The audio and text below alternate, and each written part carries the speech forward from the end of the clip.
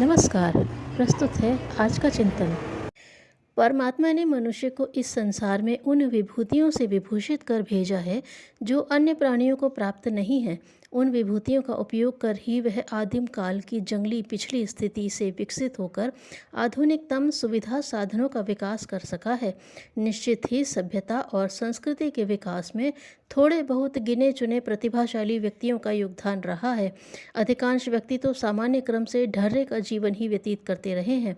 उन्हें अपने भीतर निहित शक्तियों और संभावनाओं पर विश्वास ही नहीं होता और वे दीनहीन जीवन जीते रहते हैं। कई लोगों की मान्यता रहती है कि सफलता किन्हीं सौभाग्यशाली व्यक्तियों को ही प्राप्त होती है तथा उन्हें जन्म से ही अनुकूल परिस्थितियां मिलती हैं जिनमें आगे बढ़ने का अवसर अनायास ही प्रस्तुत होते रहते हैं। इस तथ्य को भूल जाना चाहिए कि अनुकूल परिस्थितियों और आगे बढ़ने के अवसर प्रदान करने वाली पृष्ठभूमि किन्हीं गिने चुने लोगों को ही प्राप्त होती है, जबकि अधिकांश व्यक्तियों को अपना मार्ग स्वयं खोजना पड़ता है और स्वतः के बलबूते पर ही प्रगति पथ पर अग्रसर होना पड़ता है। अतः सफलता या प्रगति न अनुकूल परिस्थितियों पर निर्भर करती है और न उपयुक्त अवसरों पर। सफलता बहुत कुछ व्यक्ति के अपने आत्मविश्वास और उस आधार पर संचित किए गए आत्मबल पर ही निर्भर करती है। यदि अपने भीतर की अपनी शक्तियों के प्रति विश्वास कूट कूट कर भरा हो तो कदाचित ही किसी को असफलताओं का मुंह देखना पड़े।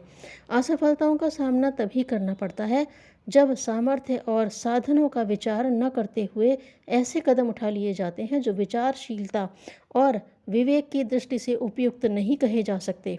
इसके अतिरिक्त आत्मविश्वास का अभाव भी असफलताओं का एक कारण है।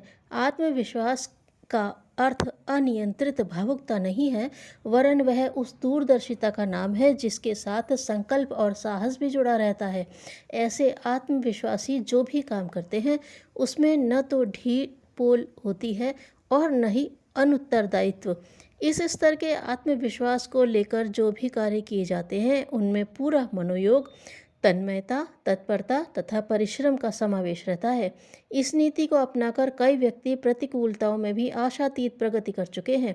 अमेरिका के प्रसिद्ध राष्ट्रपति स्वर्गीय अब्राहम लिंकन का नाम ऐसे व्यक्तियों में अग्रणी तौर पर लिया जा सकता है जिन्होंने प्रतिकूल परिस्थितियों में रहते हुए भी सफलता के शिखरों का स्पर्श किया।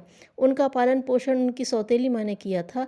गरीबी और कठिनाइयों के रहते हुए उनने अपने बेटे को ऐसी प्रेरणाएं दी और उसके अंतःकरण में ऐसे बीज बोए जिनकी अंकुर लिंकन की शिक्षा और समझ को ही नहीं उनकी आत्मा को भी ऊंचा उठाते चले गए।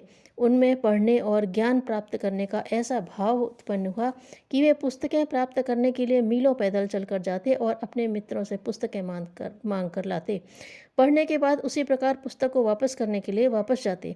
लक्ष्य के प्रति निष्ठा, लगन और तन्मयतापूर्वक आत्मविश्वास के साथ अपने काम में लगे रहकर प्रगति करते हुए लिंकन न केवल अमेरिका के राष्ट्रपति बने बल्कि उनकी गणना विश्व के महामानवों में की जाने लगी।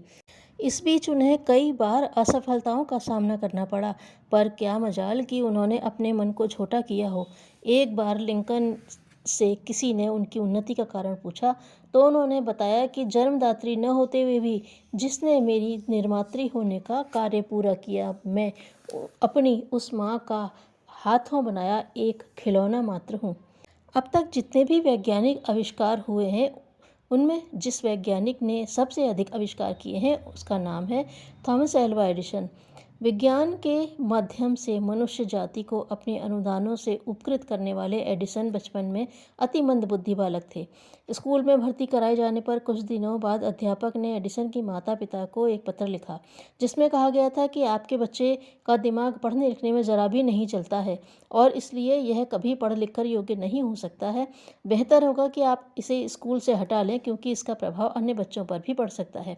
यह पत्र पढ़कर माता पिता की आंखें भर आईं और एडिसन को स्कूल से हटा लिया, किंतु माँ ने उसे ढाढ़स बंधाते हुए कहा, कोई बात नहीं बेटा, स्कूल में तुम नहीं पढ़ सकते लेकिन तुम मंदबुद्धि नहीं हो, मैं स्वयं तुम्हें पढ़ाऊंगी। और माँ स्वयं अपने बेटे को पढ़ाने लगी। इस शिक्षण के साथ ही उन्होंने बालक एडिसन में ऐसे संस्कार भी बोए जिनके परिणाम स्वरूप उनकी प्रतिभा का अवरुद्ध स्रोत खुल गया और उसके जो परिणाम आए वे सबके सामने हैं। सर्वविदित है कि एडिसन की गणना विश्व के सर्वाधिक मूर्धन्य वैज्ञानिकों में सबसे पहले की जाती है। अस्पताल की एक साधारण सी नर्स फ्लोरेंस नाइटिंगेल के पास न साधन थे न सुविधाएं, पर उन्होंने रोगियों और दुर्घटनाग्रस्त लोगों के प्रति वेदना अपार वेदना का समाधान करने और घायलों विपत्ति के मारे लोगों की सहायता शुश्रूषा करने के लिए रेड क्रॉस सोसाइटी की योजना बनाई। कईयों ने उन्हें प्रत्यक्ष रूप से निरुत्साहित भी किया, परंतु नाइटिंगेल हताश नहीं हुई। कहीं से भी कोई सहायता न मिलने पर उन्होंने अपनी सामर्थ्य के अनुसार काम आरंभ कर दिया। संस्था जब धीरे धीरे विकसित होने लगी, वही लोग जिन्होंने नाइटिंगेल को आरंभ में निरुत्साहित किया था, सहयोग की भावना लेकर आगे आए। यह लक्ष्य के प्रति निष्ठा और तन्मयता पूर्ण समन्वय का ही परिणाम है कि फ्लोरेंस नाइटिंगेल द्वारा स्थापित रेड क्रॉस सोसाइटी तथा उनका मिशन देश काल की सीमाओं को लांघकर विश्व भर में फैला हुआ है और सार्वभौम बन गया है। ऐसे उदाहरण हजारों उदाहरण हैं जिनसे सिद्ध होता है कि सफलता या असफलता परिस्थितियों पर नहीं, स्वयं अपने ऊपर निर्भर करती हैं। संकल्पशील और दृढ़ इच्छा शक्ति वाले व्यक्ति जब काम करने के लिए कमर कसकर खड़े हो जाते हैं तो उनके एक नहीं हजार हाथ हो जाते हैं। वह अपनी संकल्प शक्ति से अनुकूल परिस्थितियों तथा वस्तुओं को आकर्षित कर लेता है। इस चुंबकीय आकर्षण शक्ति का स्रोत आत्मविश्वास है। अपने पर, अपनी सामर्थ्य पर यदि विश्वास किया जाए तो अगणित कठिनाइयों और अभावों के रहते हुए भी व्यक्ति अपनी क्षमता और सामर्थ्य के बल पर उपयुक्त दिशा में बढ़ता चलता है और प्रगति कर लेता है। विकास की सबसे बड़ी बाधा मनुष्य के अहंकारपूर्ण विचार ही है। धन्यवाद।